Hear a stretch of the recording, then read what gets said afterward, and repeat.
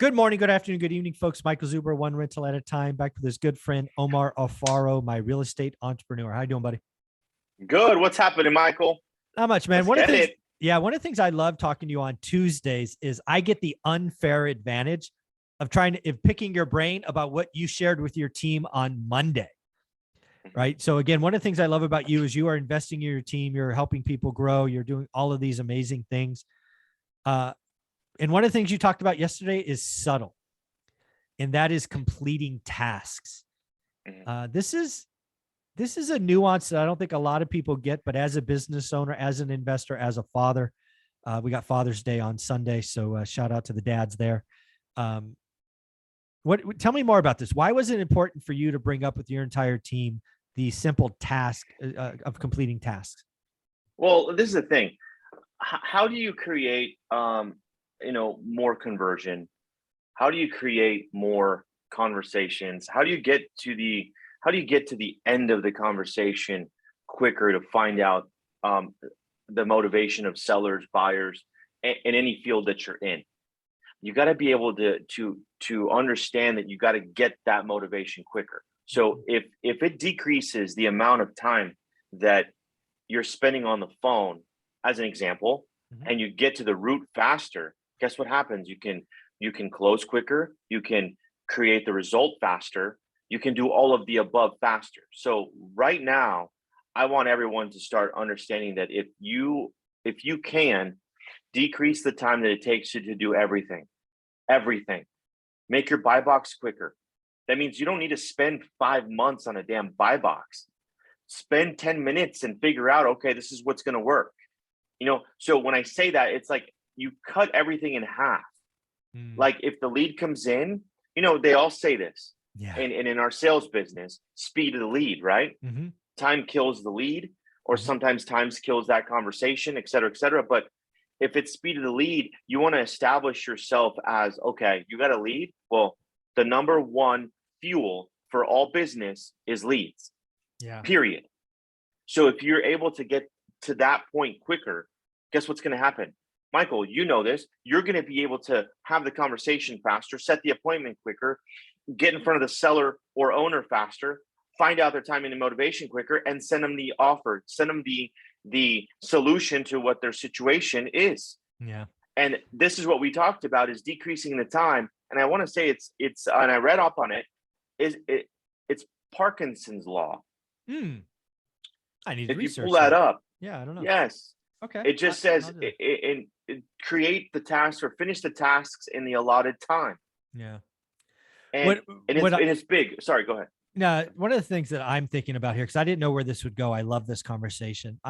One of the things, I've been a commission-based salesperson since I was a teenager, right? So I get it. The thing I would be telling a sales team today, especially real estate and mortgage brokers, is I would probably set them up this way. It would be a total setup. I would say, think about your business the last 2 years. How long did you average from first contact to commission check? Oh, this is good. Okay. Right. You'd get some arrogant people out there talking, 37 days, 40, whatever it is. Right. So I would get them to write down a number. Second question I would ask them is, how many contacts or points, again, phone calls, emails, face-to-face, how many of those did you have to have in order to get a commission check? Because one of the things about a real estate agent business is you are paid last, and there is no guarantee of payment. So this is how I would set them up. What was your average lead from first contact to check?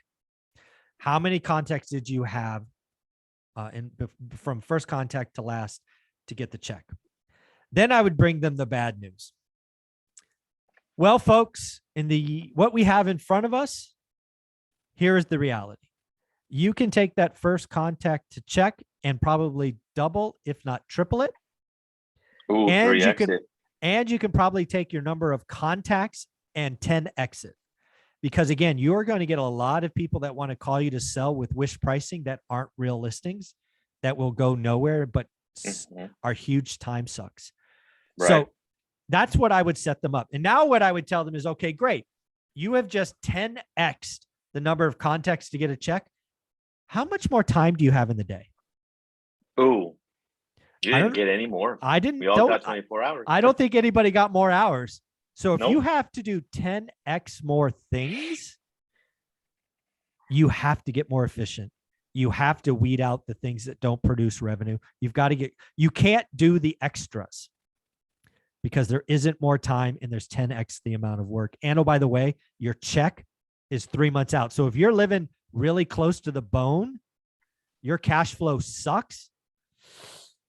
Let's get needs and wants, maybe get rid of that third car, get rid of that vacation home, just do something, right? So that's what I would be telling a real estate agent today is get ready to work 10 times harder and your checks are 3 times farther away. Ooh, 10 times harder, 3 times further away. I'm writing this down. This is freaking. Yeah. So it's all about being faster, but also more. It's not only faster, but most people efficiency. Yeah, efficiencies. You're going to have to know what to dump. There would be some listings it makes absolutely no sense taking. I have a couple right now. That's hard for a real estate agent to say. Lead right, listings to last. Get sign calls. All that other nonsense, folks. The world has changed. The world has changed. Oh, and you know what? And for anybody that's listening, my market, High Desert, Michael's market, Fresno, you're probably about what, 3 months, 2.5 months after us, ish, maybe 3. 3 months, yeah, probably 3 months, maybe 4. Yeah. Because of population as well, guys. So I understand that population in NorCal is a lot. It's a lot higher, even though we're close to SoCal. But in our little market, I mean, you got to understand, like all this stuff's going to be coming to your neck of the woods. If it's not there yet. I believe so. Yeah. Southern California, San Diego. I mean, places like Orange County is just a world of its own. So I know it's not going to have that decrease, but I guarantee you there's still going to be a motivated seller that wanted to sell that property in Orange County that's going to want to close it. And then maybe that buyer fell out because this 0.75 or 1% increase just created another $2,000 a month that they have to come up with. So it's going to affect them as well. And they might say, screw it, I'm staying where I'm at 2.85% $1 million house.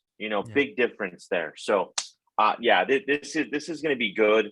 I think this is going to be great for all of us because it's going to, pretty much filter out the people that shouldn't be in the business. Oh yeah, I think at the end of this, the strong get stronger. I think investors that do the work will be stronger. I think a lot of agents are going to go become baristas. I think mortgage brokers are going to become car salesmen, and we're going to get stronger. I'll have more deals on terms. I'll have less cash deployed. I'll have more cash flow, better net worth. It's all good. It's all good. All day, 100%. Going to hurt some people, but we're trying. We tried to warn you, but yeah. Last year. Yeah, we did. Omar, where can people find you if they are in the High Desert? They need to join your team because you bring them education every Monday and more, and you're investing. So what's going on? Guys, go to my website, omaralfaro.com, and then click on join team. If you're an agent, even if you're not, we have an intern program that is going to be blowing your socks off. It's going to be cool. Awesome. Thanks, buddy. Thank you.